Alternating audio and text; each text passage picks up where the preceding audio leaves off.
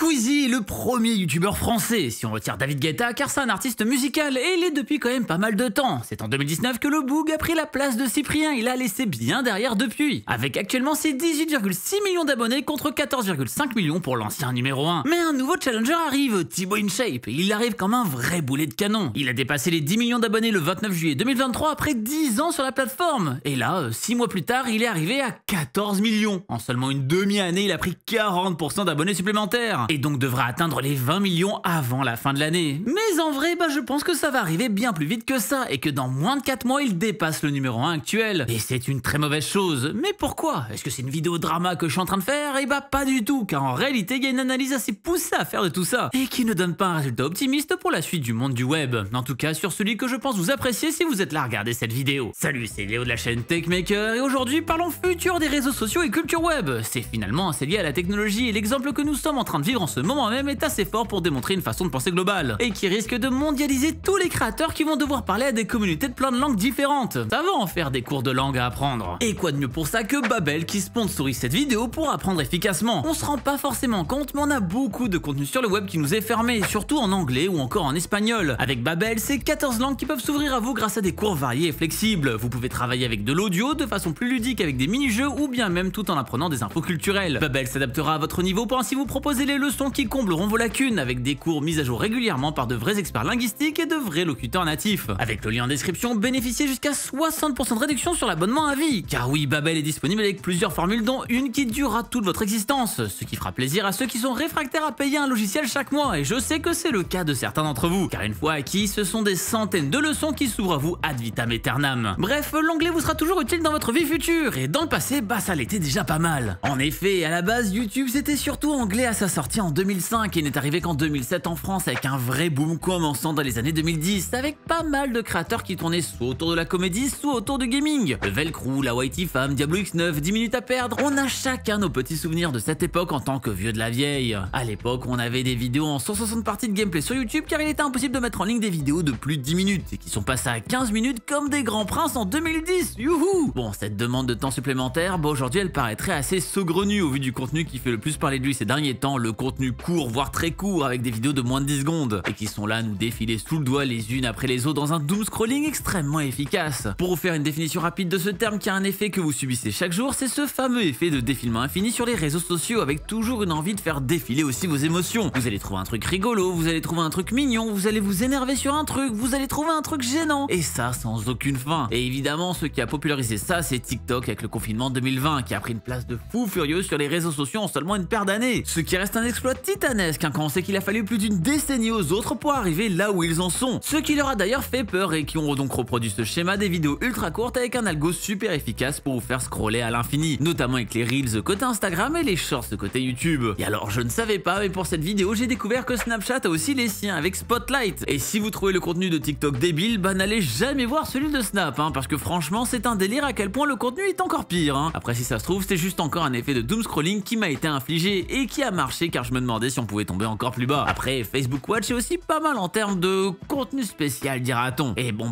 si tout le monde suit, c'est bien qu'il y a une raison, c'est que ça marche du tonnerre. En 2023, un jeune entre 11 et 17 ans passe en moyenne 1h52 minutes sur TikTok contre seulement 40 pauvres minutes sur YouTube qui est censé pourtant présenter du contenu plus long et être un mastodonte installé depuis plus de 10 ans. Et pourtant c'est plus de 2 fois moins. Derrière on a Instagram avec 16 minutes et bien plus loin Netflix avec 3 pauvres minutes. Bon, ça veut pas dire que les gens regardent un film 3 minutes chaque jour car sinon on serait pas sorti de l'auberge, mais plutôt qu'en moyenne, si on étale les temps d'utilisation de chaque application du mois, on se retrouve avec cette avancée faramineuse sur TikTok. Et cette avancée là encore une fois grâce à ces méthodes ultra sournoises qui font qu'on est conditionné à vouloir regarder 1 milliard de vidéos courtes plutôt que quelques vidéos longues. Ce qui nous prendra finalement bien plus de temps, assez paradoxal. Et ces mêmes raisons ont essayé de mettre en place les vidéos longues et ont très rapidement arrêté d'ailleurs, comme TikTok justement qui avait mis la possibilité de pouvoir enregistrer jusqu'à 10 minutes de vidéo sur son application et ont complètement enlevé la fonctionnalité, laissant juste la possibilité d'uploader des vidéos avec ce temps maximum, tout simplement parce qu'en réalité, ça ne marche pas et les gens se lassent trop vite. Ce qui a changé chez les gens qui consomment du contenu vidéo, c'est que de nos jours on consomme tellement de contenu tellement court et on voit tellement de visages passer qu'on n'a plus aucun souvenir de ce qu'on regarde, au point qu'au final, on ne suit plus des créateurs sur une plateforme, mais on suit la plateforme. MatPat de Game Theory en a fait une vidéo récemment où il parle très justement de quelque chose de complètement inhérent à TikTok. C'est que maintenant c'est normal d'être fan de TikTok, alors qu'avant personne n'était été fan de YouTube, mais plutôt fan de créateurs en particulier sur YouTube. Et la nuance est en réalité assez forte, car en vrai, à part peut-être 5 à 10 noms, il est très difficile de se rappeler de créateurs qu'on voit sur la plateforme. Notre cerveau les efface, même si on s'y abonne bien plus facilement car on en voit plus. Car tous ressemblent, tout le monde suit la même tendance, tout le monde explose et tout le monde retourne à l'oubli tout aussi vite. Et c'est ça aussi qui change pour les créateurs, et ce qui fait que pour Thibaut ça cartonne, car c'est du contenu tellement rapide à consommer qu'on peut tellement regarder qu'on peut s'abonner à plein de monde en même temps. Mais notre temps d'attention reste le même, voire diminue avec tout ça. Alors certes, on a plus d'abonnés, mais on en a de moins bonne qualité, dirons-nous. Pourtant, les deux sont comptés de la même façon, ce qui fait que de nos jours, les compteurs d'abonnés ne veulent plus dire grand-chose, vu à quel point ces valeurs peuvent être parfois délirantes sans réellement signifier quelque chose en fait.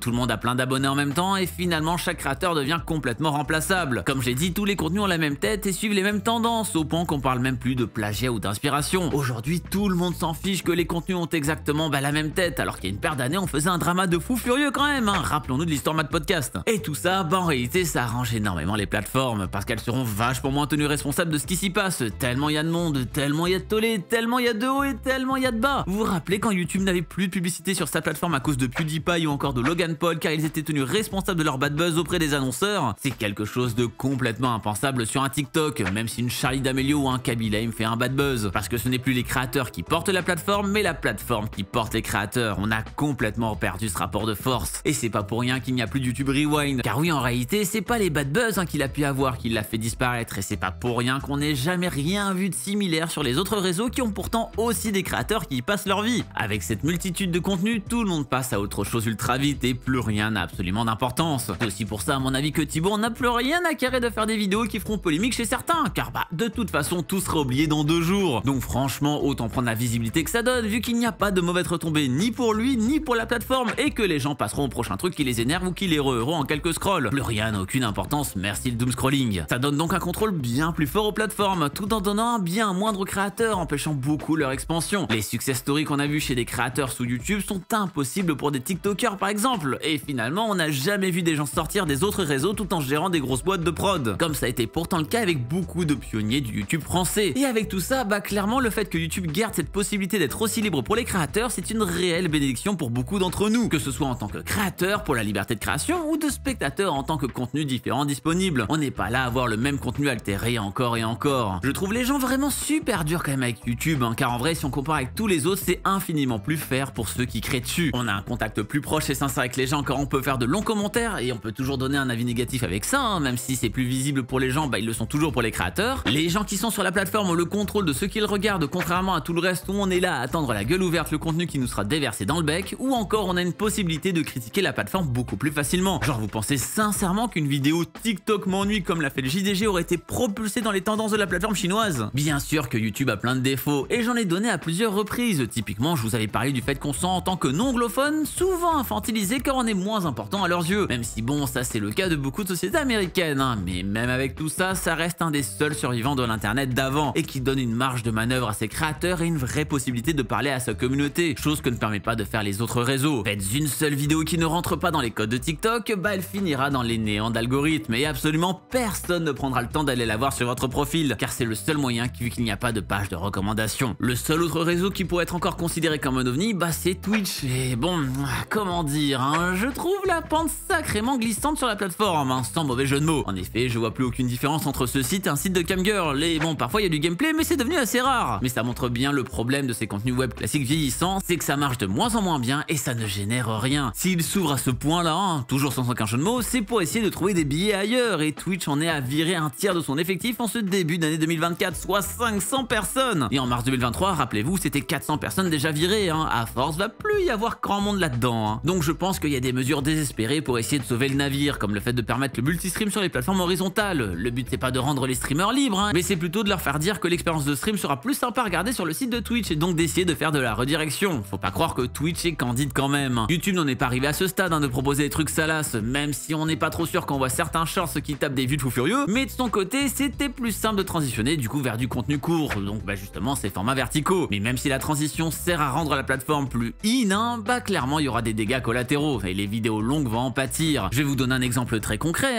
ce fameux onglet tendance dont tout le monde parlait avant et que certains détestaient, qui est un trophée assez important pour un créateur pour gagner en visibilité des abonnés, c'est quand la dernière fois que vous êtes allé le scruter? Avant il apparaissait tout en haut des onglets de la plateforme sur ordinateur et avait carrément son onglet sur l'application. Aujourd'hui, tout ça est remplacé par Shorts et il faut les chercher au fin fond du réseau. Franchement, je pensais pas dire ça un jour, mais les tendances me manquent, car même savoir ce qui intéresse les gens sur YouTube de manière générale en contenu long, bah c'est devenu quelque chose de très compliqué à savoir, alors qu'avant tout était bien plus ouvert. Chacun est maintenant fermé dans sa bulle avec son scroll infini. D'ailleurs, je vous dis très souvent de vous abonner car c'est gratuit si vous ne l'êtes pas encore, hein, mais je vais le faire aussi ici. Et là pour le coup, il y a une vraie raison, parce qu'avec la facilité de gagner des abonnés maintenant, même si je l'ai dit, ils sont quand même de moins bonne qualité, bah le délire des trophées YouTube n'a que très peu de sens maintenant. Et à une époque où on suivait de manière plus assidue les créateurs, ils avaient donc un sens bien plus fort, car gagner des abonnés était bien plus compliqué, vu qu'aujourd'hui, en visant une audience globale, donc avec de la musique et sans parler, les millions s'atteignent bien plus facilement. Et filer des trophées à n'importe quel pimpin qui dépasse les 100 000 puis le million sur YouTube, même s'il fait que des shorts, bah ça quand même un sacré coup, hein. Pour vous faire une idée, le nombre de créateurs avec plus d'1 million d'abonnés a doublé de 2021 à 2023, passant de 23 000 à 41 900. Et c'est une raison de pourquoi aucune autre plateforme propose ce genre de trophée, car en réalité ça veut plus dire grand chose. Et on a eu une sacrée démonstration de ça ces dernières années, avec les conventions comme la VidCon, l'une des plus grosses au monde, avec des influenceurs à plusieurs millions où littéralement personne ne vient les voir. Car justement, c'est devenu tristement une banalité. Les chiffres ne veulent plus dire grand chose et ces trophées devraient donc logiquement disparaître. Je les vois mal rester là. Même si évidemment s'ils le font, ils risquent de se prendre un bad buzz parce que supprimer une institution c'est compliqué. Donc ça doit être compliqué de jauger, mais ce serait compréhensible quand on voit que maintenant c'est devenu bien plus commun avec de gros guillemets. Peut-être qu'il faudrait arrêter de lier les deux types d'abonnés pour que les données aient un sens. Et peut-être même qu'il faudrait arrêter de parler de vues, mais plutôt de transférer ça en durée de visionnage. Mais bon, bonne chance pour mettre ça en place, hein, car ce serait clairement moins flatteur pour le contenu court. Mais bon, après tout, même si j'ai jamais la version dorée de ce trophée, bah je vous remercie encore d'être là à regarder mes contenus après tout ce temps. Parce qu'en vrai, le contenu que vous êtes en train de regarder en ce moment même est en train de devenir un ovni du web. Des vidéos de 10-15 minutes sans trop de grosses prod, ça devient un média rare. Alors merci à vous d'être encore là, ça vaut 1000 fois un trophée que je pourrais imprimer avec une de mes imprimantes 3D. Et je sais que malheureusement avec le temps, bah vous serez de moins en moins, car je le vois qu'en termes d'abonnés, bah YouTube c'est la plateforme où j'en gagne maintenant le moins. Contrairement au réseau court où je fais du contenu qui me prend quand même vachement moins de temps, mais où les gens s'abonnent bien plus facilement, même si on retombe sur la problématique citée avant. Parce que oui, en réalité, on se rend compte qu'il n'y a que deux types de contenus qui sont en train d'être développés maintenant. Le contenu court, hein, qui a toujours la même tête pour suivre une tendance, comme on l'a vu, et qui cartonne énormément chez les jeunes et qui vont cartonner de plus en plus quand ils vont vieillir, et le contenu très long ou surproduit. Et celui-là, c'est pas un nouveau contenu, mais c'est le contenu télévisuel. Autant on peut bien apprécier ces formats-là qu'on commence à voir apparaître pas mal, mais quand je vois que beaucoup crachent sur les vendredis tout est permis ou encore les enfants de la télé, bah franchement, il y a quand même peu de différence. C'est juste que les invités ne sont pas les mêmes car ils ne sont pas là à parler au même public. Mais on arrive à quelque chose de plus en plus similaire à tout ce qu'on voit à la télévision classique. Et ça pour une bonne raison, c'est que les plus anciens ont aussi fait la transition numérique, donc c'est pour leur parler à eux. Et en vrai, ces contenus-là, ils sont là donc bah, du coup pour des personnes plus âgées. En tout cas, plus âgées que ceux qui regardent du contenu court. Et ce qui fait que c'est aussi plus simple d'avoir de gros budgets de la part de partenaires si on s'adresse à une audience avec un meilleur pouvoir d'achat. Mais qui reste une audience qui vieillit, qui stagne et qui ne se renouvelle pas. En tout cas, pas encore pour le moment. Parce que oui, on parle de Thibaut qui gagne 1 million d'abonnés par mois en début de vidéo, mais Squeezie, parfois il en gagne moins de 100 000, malgré des contenus qui demandent bien plus de temps de production. Ce qui montre bien que ça n'attire pas de nouveau public. C'est une triste réalité, mais le créateur numéro 1 de la plateforme stagne en faisant du contenu web ultra produit. Et on pourrait me dire qu'il y a autre chose qui marche du tonnerre en ce moment et qui casse toute ma théorie. Ce sont les vidéos de storytelling qui fonctionnent de fou ces derniers temps. Les ego, combos et autres reviews à sortir des vidéos d'1 heure qui transpirent la passion et pas forcément la surproduction. Mais là aussi, c'est un contenu qui se calque énormément sur quelque chose qui se voit à la télévision, les documentaires. Tout ce qu'on voit de réupload de télévision, genre sur Food Story avec des reportages qui datent d'il y a une paire d'années, ça a finalement la même forme que ces vidéos qui racontent une histoire. Et c'est captivant de la même façon que ces fameux reportages qui ont spawn sur YouTube et qui tapent des millions de vues, raison pour laquelle ça fait aussi le bonheur de tous les créateurs de React, qui le faisaient déjà avant sur ces 10 contenus. Et attention, hein, je ne cherche absolument pas à rabaisser ces contenus-là, c'est des gens que je suis et que je trouve avec du contenu ultra quali, mais finalement c'est comme sur le sujet des émissions TV surproduits Fit and Fun. Le format et la forme restent le même si le fond change, tout ça ressemble à des habitudes d'émissions TV auxquelles on se raccroche, et donc qui montrent qu'on abandonne encore et toujours le format né du web, plus classique avec ses 10 à 15 minutes avec une vibe plus maison et plus podcast. Et là pareil, en termes de gains d'abonnés sur ces créateurs storytelling, on n'arrive pas à des valeurs faramineuses. Il y a une réelle stagnation des irréductibles encore, mais pas des plus jeunes qui ne tomberont jamais sur leur contenu aussi qualitatif soit-il, et les plus vieux, eux, continueront de vieillir sans renouvellement. Le format web était une anomalie et va malheureusement le rester. Donc oui, le futur des contenus internet qui ont pris forme dans les années 2010 risque de périr car les spectateurs de ces derniers vont devenir de plus en plus rares vu qu'ils n'ont pas grandi avec. Et surtout, les créateurs commencent à partir de plus en plus, et c'est d'autant plus vrai en ce mois de janvier 2024 car si vous suivez le YouTube anglophone, bah il y a eu énormément de départs en seulement quelques semaines. Tom Scott, 6,38 millions d'abonnés, a arrêté. Captain Sparkles, 11,4 millions d'abonnés, a arrêté. Mid Canyon, 6,7 millions d'abonnés, a arrêté. Et le plus gros qui est tombé il y a seulement quelques jours, qui en vrai me fait sacrément mal et qui est arrivé après le début de l'écriture de cette vidéo, car justement j'en ai parlé au début de ce bonhomme. Et bien MatPat avec Game Theory qui comptabilise 5 chaînes YouTube, donc Game Theory à 18,6 millions, Film Theory à 12,7 millions, Food Theory à 5,9 millions, Still Theory à 2,39 millions et JT Live à 3,42 millions. Tout ça, ça s'arrête avec une vidéo de départ qui a dépassé les 10 millions de vues en seulement une journée. Et toutes ces chaînes, c'était du contenu old school, des vidéos entre 5 et 20 minutes, parfois de l'animation bien trash du web, parfois du gameplay Minecraft monté, et tous ces contenus qu'on a chéris pendant une dizaine d'années ne sera plus là. Alors bien sûr, certains n'arrêtent pas complètement et partent à la retraite en passant le flambeau, mais tout ça ne sera plus pareil, et ça montre encore une fois le fait de suivre des créateurs est quelque chose qui est en train de disparaître, et c'est personnellement quelque chose que je trouve effroyable, car soyons pragmatiques, il n'y aura pas de relève. Donc ouais, pas une des vidéos les plus joyeuses, et finalement, bah j'ai presque jamais parlé de Squeezie et Thibaut dans tout ça, et je suis sûr que beaucoup de gens ont déjà lâché la vidéo avant la fin et me l'ont déjà reproché et ont mis un pouce rouge car ils n'avaient plus de temps d'attention disponible et devaient aller scroller ailleurs. Mais en fait, cette bagarre des chiffres, bah c'est juste une résultante de tout ce qu'on vient de dire. Le web est pris d'assaut par le contenu court, le truc vidéo gag qui peut s'adresser à tous, donc sans parole, et celui qui l'excelle c'est Thibaut InShape avec des shorts qui n'ont même plus de titre. Il y a juste un mot et des emojis à côté. Et en vrai, la guerre elle est pas avec Squeezie, mais plutôt avec Tuvok12. Et ce nom vous dit peut-être rien, pourtant c'est un français qui gagnait 1 million d'abonnés par mois il y a quelques mois, et en est actuellement à 7 millions. Pareil ici, contenu ultra simple à comprendre, sans parole, donc ça devient mondial, et qui reste pourtant inconnu au bataillon s'il fait une convention et aura clairement moins de gens pour le voir qu'un Bob Lennon, qui serait pourtant logiquement 3 fois moins connu que lui. Non, Squeezie son rival, bah c'est devenu la télé, et entre les contenus ultra produits comme on a vu, ou encore les émissions dispo sur Prime Video comme son documentaire, ou bien même son interview avec Hugo Décrypte sur France TV qui est coproduite avec sa propre agence de communication, bah ça montre qu'on veut juste recréer une image premium et avoir ces deux choses assez distinctes. Et honnêtement, on s'en fiche un peu de qui fait quoi ici, et si c'est bien ou mal de le faire, parce que si c'était pas Thibaut, ce serait quelqu'un d'autre. Faut pas oublier que ceux qui font qu'ils sont connus, bah c'est les gens qui les regardent, car ils touchent un public qui est intéressé par ce dit contenu. Si ça ne donnait rien, faut bien se rendre compte que Thibaut serait pas là à faire ses posts communautaires en les traduisant en 150 langues. C'est donc pas forcément la vidéo la plus positive sur le futur du monde, Au moins il y a pas écrit un c'est la fin dans le titre, c'est déjà ça, mais c'est une fatalité auquel il faut s'attendre. Le genre de contenu que je produis, et comme celui de beaucoup d'autres qui est plus route dira-t-on, qui n'est soit pas dans la surproduction de zinzin ou le suivi de tendance pour satisfaire le plus grand nombre avec des trucs giga lambda, bah sera clairement de moins en moins le vent en poupe. Et je m'en rends compte même à ma petite échelle à moi. Des fois, bah quand on me reconnaît, bah je me rends compte qu'en fait les gens ne savent même pas que je fais des vidéos YouTube, ils m'ont juste vu sur leur doom scrolling à un moment sur leur TikTok ou sur leur Instagram. Car oui, en réalité, la découverte se fait essentiellement là-dessus maintenant. Et donc notre visage dit parfois quelque chose, mais le contenu beaucoup moins. Car même si de mon côté j'essaie de rendre mon contenu court instructif, ça reste quand même moins percutant que de vraies vidéos longues comme celle-ci. Et comme on l'a dit plus tôt, soyez honnêtes, est-ce que vous vous rappelez sincèrement de la moindre vidéo de vos sessions de scroll TikTok? Mais peut-être que je suis ultra aigri et que j'ai besoin de ma dose de copium, qui sait? Et j'aimerais avoir votre avis sur tout ça, tout en sachant depuis quand vous arborez les pentes du web, histoire de me faire une idée. Quand j'ai commencé à travailler sur cette vidéo, je vous avoue que je pensais pas que j'avais autant à dire sur ce sujet, mais je trouvais ça intéressant de creuser. J'espère ne pas trop m'être éparpillé, surtout que je pense qu'à côté on a tous un côté subjectif là-dessus. Je vous avoue que de voir autant d'arrêts de la plateforme de beaucoup de vieux créateurs sans en voir des alternatives forcément apparaître m'ont quand même sacrément tapé le moral. Mais peut-être que c'est qu'une phase et qu'on risque de voir des choses plus positives dans le futur, même si bon, j'y crois pas des masses. Bref, tout ça ne donne pas un futur très glorieux, Ce qui n'est pas glorieux aussi, c'est le futur de l'informatique, en tout cas de ses utilisateurs, car évidemment avec un truc aussi passif, bah les gens ne savent plus utiliser leur smartphone ou leur ordinateur. Et je vous avais fait une vidéo pour vous dire que tous les gens nés après 2000 sont turbo-nazes. Oui, ça fait un peu boomer dit comme ça, mais c'est comme sur cette vidéo, c'est une accroche pour vous dire des choses bien plus intéressantes. Alors je vous mets la vidéo juste là si ça vous intéresse, et d'ici la prochaine fois qu'on se voit, eh bien n'arrêtez jamais d'apprendre. Salut!